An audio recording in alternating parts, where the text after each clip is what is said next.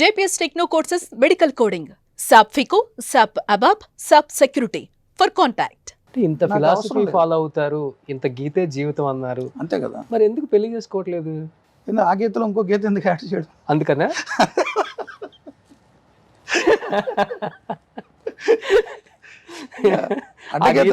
ఆ గీతలో ఇంకో గీత యాడ్ చేసి 2 గీతలు వస్తాయి మళ్ళీ. అడ్డగీతలు నిలువు గీతలు ఎందుకండి? ఇంతే కదా ముక్క.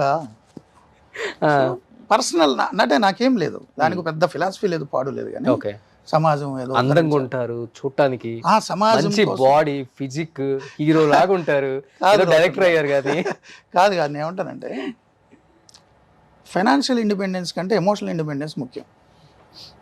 అంటే ఎమోషనల్గా మనం ఒకళ్ళ మీద డిపెండ్ అవ్వకూడదు, మన మీద ఎవరు డిపెండ్ అవ్వకూడదు. నా జీవితం నేను చేస్తా, నా బతుకు నాది, నా బలుపు నాది. ఇంకొక లెవెల్ మీద ఆధారపడి లేదా మన మీద ఇంకొకరు ఆధారపడేలా ఉంటే మనం అనుకున్న వే ఆఫ్ లైఫ్ కొంచెం అటు ఇటు మారాలి. నేను ఇలాగే ఉంటా, నాకు సంపాదన వద్దు, నేను ఇంతే అంటే నా వరకు ఓకే. ఓకే, బట్ కుటుంబ సభ్యులు వస్తే వాళ్ళ కోరికలు వాళ్ళ జీవితం ఉంటుంది కదా. సో నేను మార్చుకోవాలి లైఫ్ స్టైల్. నేను మార్చుకొని ఇలాగే మూర్ఖంగా ఉంటానంటే నన్ను నమ్మి ఒక సెపరేట్ ఇంకొక human being under one roof నాతో షేర్ చేసుకోవడానికి వచ్చే 50 ఏళ్ళు 60 ఏళ్ళు నాతో గడపడానికి వచ్చిన వ్యక్తికి కష్టం కదా. నా ఈ ఫిలాసఫీలు, ఈ రూల్స్, ఈ వ్యవహారాలు మూర్ఖత్వం కదా. వాళ్ళు ఎందుకు ఇబ్బంది పెట్టాలి? దీనికి కూడా ఇష్టపడి ఓకే ఇలా బతుకుతే నాకు చాలా ఇష్టం. లాటరీలు, లాటరీ మొదట్లో బాగానే ఉంటుంది, ఆ తర్వాత నా జీవితం నాశనం అని గోళ్ళు మొదలవుతాయి, నా జీవితం నాశనం అని నా గోళ్ళు మొదలవుతాయి. ముందున్నటువంటి ప్రేమలు, భాషలు, చేసిన ఇవన్నీ కథలు, సినిమాలు వర్కౌట్గా అంటే అంటే అంటే ప్యూర్లీ పర్సనల్ అండి పెళ్ళి అనేది. సమాజానికి ఒక ప్రకటన అంతే, సామాజిక ప్రకటన కోసం పెళ్లి చేసుకున్నాం అని అందరికీ చెప్తారు. సో నాకు అవసరం లేదు, ప్యూర్లీ పర్సనల్. నేను సమాజానికి కూడా చెప్పాల్సిన పని లేదు, ఎందుకంటే ఎవరో ఇంపాక్ట్ అవ్వాలి, ఇన్ఫ్లుయెన్స్ అవ్వాలని కోరికలు కూడా నాకు లేవు. Purely my personal. ఉప్పు కారం తింటున్నాం కదా సార్, ఎలా కంట్రోల్ చేసుకోగలం feelings, emotions? Purely it's my personal decision. So సొసైటీతో డిస్కస్ చేయాల్సిన అవసరం లేదు, అదే నా ఒపీనియన్. నేను ఏదో అంత గొప్పని ఎంత గొప్పని అని నేను సమాధానం చెప్పదలుచుకోవాలి. నేను ఎంచుకున్న మార్గంలో నాకు నచ్చినట్టు నేను వెళ్ళదలుచుకున్నా. ఇంకొక వ్యక్తిని ఆ జర్నీలోకి నేను తీసుకురాలేను. ఇది ఫస్ట్ నుంచే అనుకున్నారు అసలు? డే వన్ నుంచి, ముందు నుంచి ప్యూర్లీ పర్సనల్ డెసిషన్ ఇది. బట్ నా లైఫ్ నాది. ఇప్పుడు ఈ ఇంటర్వ్యూ చూసిన తర్వాత మీ ఆలోచనలకు తగిన విధంగా కొంతమంది ఉంటారు కూడా, ఇన్ కేస్ వస్తే ఆహ్వానిస్తారా లైఫ్లోకి? అంటే ఇప్పుడు ఇంటర్వ్యూ చూస్తే అంటున్నారు, గత 30 ఏళ్ళుగా రోజు రాత్రిపూట నేను ఇలాగే అరగంట గంట పాటు షో చేస్తుంటా. చేస్తారు, ఇది ఓకే చేస్తున్నా కదా. ఇది ఓపెన్ చెప్పరు కదా. It's my purely personal decision. ఇది నా జీవితం, నా పుట్టుక, నా బతుకు, నా చావు, ఇంకొకరి ప్రమేయం లేదు. సో నా జీవితం అనేటటువంటి వెహికల్ స్టీరింగ్ నా చేతిలోనే ఉండాలి, ఇంకొకరికి ఇవ్వను. ఇంకొకళ్ళ జీవితం స్టీరింగ్ నేను తీసుకోను. మీ బతుకు మీది, నా బతుకు నాది. ఎందుకు వచ్చిన గొడవ?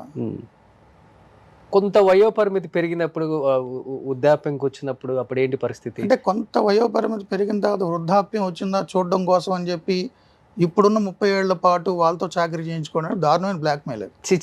బ్లాక్మెయిల్ నేను అదే చెప్తున్నా, తోడు నేను అదే అంటున్నా. నేను ముసలోని అయిన తర్వాత నాకు అండగా ఉంటుంది అని ఇప్పుడు యవ్వనంలో ఉన్న తన జీవితం అంతా నేను తీసుకొని తను ఇబ్బంది పెట్టడం, లాస్ట్లో నాకు సేవ చేయడం కోసం. సపోజ్ మాట్లాడదాం, ఎంతమంది జీవితంలో వృద్ధాప్యంలో తోడు ఉంటారని పెళ్లి చేసుకుని అనేక కారణాల వల్ల విడిపోవడమో, లేదు వాళ్ళు కాలం చేయడమో జరగలే. అవును, స్వార్థం కదా. నేను ముసలోని అయిన నాకు సేవ చేస్తుంది కాబట్టి ఇప్పటి నుంచి నేను పెళ్ళి అనే ఒక ముసుగులో చేస్తాను, అది కరెక్ట్ కాదు. ఏం చేస్తారు సార్ అమ్మ నాన్న మొన్నే చనిపోయారు. ఓకే, 1 year ఈ రోజు కరెక్ట్గా 1 year. సో వాటి మీద కూడా నాకు నమ్మకం లేదు కాబట్టి నేను వెళ్ళలేదు. 92 years ఆయనకి. 92 years నాన్నగారికి? 92 years అప్పుడు చనిపోయారు. ఓకే. సో నాన్న వ్యవసాయం చేసేవారు, కరణికం చేశారు, అమ్మ మామూలు housewife, homemaker. So మీ సక్సెస్ని బాగా చూశారు నాన్నమ్మ? చాలా బాగా చూశారు. బాగా ప్రౌడ్ ఫీల్ అవుతారు. నన్ను పోలీసులు తీసుకెళ్ళినప్పుడు, అప్పుడు టీవీలో చూసినప్పుడు జనం అంతా భయపెట్టి ఆయన దగ్గరికి వెళ్ళి మాట్లాడినా ఆయన పెద్ద వరి అయ్యేవారు కాదు. వాడు అంతేనండి, అది వాడి జీవితం అనేవాడు. ఉండంగా ఉండంగా వాళ్ళు కూడా మీ రూట్లోకి వచ్చేసారు అసలుకి. నాన్న కూడా ఎప్పుడు పెళ్లి చేసుకోమని అనలే, లైఫ్లో ఒకసారి కూడా అనలే. నీ లైఫ్ నీ ఇష్టం రా అన్నారు. Great father. చాలా ప్రోగ్రెసివ్ థాట్స్ ఆయన. ఫీల్ అయితే అమ్మ ఫీల్ అవుతారే కొంచెం. ఫీల్ అవుతారు కదా, ఆమె ఇష్టం అది ఫీల్ అవ్వడం అనేది. ఫీల్ అవ్వద్దని కూడా మనం చెప్పలేం కదా, అది ఆమె అభిప్రాయం, ఆమె హక్కు ఫీల్ అవ్వడం, మనం ఎవరం కాదన్నానికి. సో నా జీవితం నా హక్కు. అంటే ఇంత సక్సెస్ఫుల్ జర్నలిస్ట్గా కెరీర్ని 25 years నుంచి అటు ఇటు కొంచెం కూడా ఇది కాకుండా బ్యాలెన్స్డ్గా వెళ్తున్నారు కదా. ఒకసారిగా డైరెక్టర్గా అనగానే అంటే మీ మేనేజ్మెంట్ సైడ్ నుంచి కానీ మిగతా జర్నలిస్ట్, నా మేనేజ్మెంట్ ఫుల్ సపోర్ట్. నా మేనేజ్మెంట్తో చెప్పా నేను వెళ్ళా. సో మేనేజ్మెంట్ కూడా నాకు పూర్తి కోఆపరేట్ చేసింది. ఓకే. చాలా సహకరించారు మా చైర్మన్, చాలా మామూలు సహకారం కాదు. జనరల్గా ఒప్పుకోరు ఏ మేనేజ్మెంట్, ఒప్పుకోరు. బట్ నా మేనేజ్మెంట్ యాక్సెప్ట్ చేసింది, సపోర్ట్ చేసింది. ఇప్పుడు కూడా నాకు పూర్తి అండదండలు మా చైర్మన్ గారే. అంటే ఎవరికీ తెలియదు ఏంటంటే నా సినిమా షూట్ లాంచ్ చేసిన మా చైర్మన్ గారు. ఎందుకంటే మీ డిబేట్ లేని చూడలేము తొందరగా. నేను ఎవ్రీడే షో మాత్రం మిస్ అవ్వలే. షూటింగ్ అన్ని రోజులు జరిగినా ఒక్కరోజు కూడా షో మిస్ అవ్వలే. వేరే అవుట్ ఆఫ్ స్టేషన్ డార్జిలింగ్ వెళ్ళినాను మొన్న, ఒక 3-4 రోజులు మాత్రం షో మిస్ అయ్యా. బట్ అది కూడా ఒక రోజు నేను జూమ్లో చేశా. ఓకే. నా షో మిస్ అవును. ఈ సినిమా వల్ల నేను మిస్ అయింది మహా అయితే 4-5 days అంతే. ఒకసారి టీజర్ రాగానే డైరెక్టర్ మూర్తి గారు అనగానే, హీరో నారావారి అబ్బాయి అనగానే చాలా పొలిటికల్ పార్టీస్ రకరకాలుగా మాట్లాడుకుంటున్నాయి. ఏదో పార్టీకి ఆపాదించడం కోసం మూర్తి గారు సినిమా తీశారు, చంద్రబాబు నాయుడు గారు బ్యాక్ ఎండ్ సపోర్ట్ చేశారు, డబ్బు ఇచ్చారు, TDP party full support Rohit ఉన్నాడు కాబట్టి అని. ఏదైనా పొలిటికల్ పార్టీకి సంబంధించి వాళ్ళకి అదే ఆలోచన ఉంటే రోజు టీవీలో వార్తలు చదివి నన్ను ఎందుకు పెట్టుకుంటారు? రాఘవేంద్రరావు లాంటి పెట్టుకోవచ్చు కదా. రాఘవేంద్రరావుతో సంబంధాలు ఉన్నాయి కదా, ఆయన టీడీపీయే కదా, ఆయన గతంలో టీటీడీ బోర్డ్ చైర్మన్ అది చేశారు కదా, ఎస్వీబీసీ. అంత పెద్ద డైరెక్టర్ ఉండగా, రాజమౌళి లాంటి డైరెక్టర్లు ఉండగా, తెలుగుదేశం పార్టీకి డైరెక్టర్లు తక్కువ, హీరోలు తక్కువ. బాలకృష్ణ గారు ఆ ఇంట్లో మనిషే కదా, ఎంత గ్రేట్ హీరో. సో అంతమంది హీరోలు డైరెక్టర్లు ఉన్న ఆ పార్టీకి నేను ఎందుకు అవసరం అవుతా? అంటే మీరు కొంచెం కాంట్రవర్సీ కొత్తగా చూపిస్తారేమని. కొత్తగా ఏముంటుంది కాంట్రవర్సీ? నేను చూసేసారు కదా. నేను డైరెక్టర్ని కాదు కదా, నేను రైటర్ని కాదు కదా, నేను సినిమా మనిషిని కాదు కదా. వాళ్ళు అన్ని కోట్లు పెట్టేలా ఉంటే నాలంటి ఎందుకు ఎంచుకోవాలి? నేను ఒక పార్టీకి వంతపడడానికి నా మీడియాని పక్కన పెట్టి నేను కష్టపడి ఓ పక్క షోస్ చేసుకుంటూ ఓ పక్క సినిమా చేస్తూ 9 నెలల పాటు నేను ఎందుకు నలిగిపోవాలి? నాకేం అవసరం? నేను ఒక పార్టీకి ఒత్తాసు పలికే వ్యక్తిని అయితే కాదు. ప్రభుత్వాన్ని మాత్రం నిలదీస్తుంటా, అదే పార్టీ ప్రభుత్వం ఉన్నా, ఏ పార్టీ ప్రభుత్వం ఉన్నా నా పని ఇదే. గతంలో 2014లో కూడా టీడీపీ ప్రభుత్వం ఉన్నప్పుడు చెప్పాను కదా, Sujana Chowdary only special category status గురించి ప్రతి డిబేట్లో టీడీపీని బీజేపీని నిలదీశాను. మహా టీవీకి ఇండైరెక్ట్గా యజమానిగా ఉన్న వ్యక్తిని నువ్వు కేంద్ర మంత్రికి ఎప్పుడు రిజైన్ చేస్తావు అని అడిగా.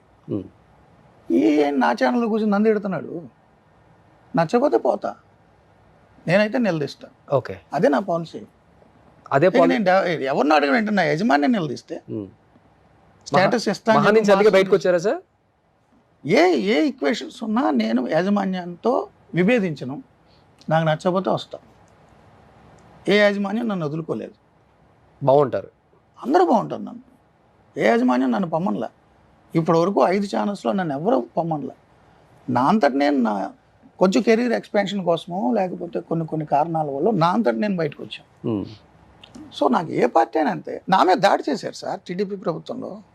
14-19లో విజయనగరంలో టీడీపీ బీజేపీని నేను నిలదీసినందుకు నా కారు మీద రాళ్ల దాడి చేశారు. మీరు సెర్చ్ చేస్తే దొరుకుతాయి వీడియోలు. ఓకే, నా ఏ పార్టీతో నాకు పనిలే. నా సినిమా ఫక్త్ కమర్షియల్ సినిమా, పొలిటికల్ థ్రిల్లర్. అదే స్పోర్ట్స్ బ్యాక్గ్రౌండ్లో అనుకో ఏ ఇష్యూ అయి ఉండేది కాదు. ఫిక్షన్ మూవీ ఇది, ఒక ఇన్వెస్టిగేటివ్ స్టోరీ, ఒక మర్డర్ మిస్టరీ, ఒక మీరు అంటే తెలుగులో చెప్పాలంటే చిరంజీవి గారు చేసిన గాడ్ ఫాదర్, లూసిఫర్, లేదంటే అంతకుముందు ఇప్పుడు ఒకే ఒక్కడు, భారతీయుడు, లీడర్, నేనే రాజు నేనే మంత్రి, ఎన్ని రాలేదు పొలిటికల్ థ్రిల్లర్స్. ఓకే, అలాంటి సినిమాలు అంతే, అదే జాన్. ఇందులో ఈ ప్రొపగండా మూవీస్ కాదు, యాత్ర, వ్యూహం, శపథం ఇవి కాదు. నా సినిమాలో పార్టీలు ఉండవు, రిజెంబ్లెన్స్, పొలిటికల్ లీడర్లు ఉండరు, ఏ క్యారెక్టర్లు ఉండరు, బట్ పొలిటికల్ థ్రిల్లర్. ఓకే, ఒక మిస్టరీ. ఇది ఫక్త్ కమర్షియల్ సినిమా.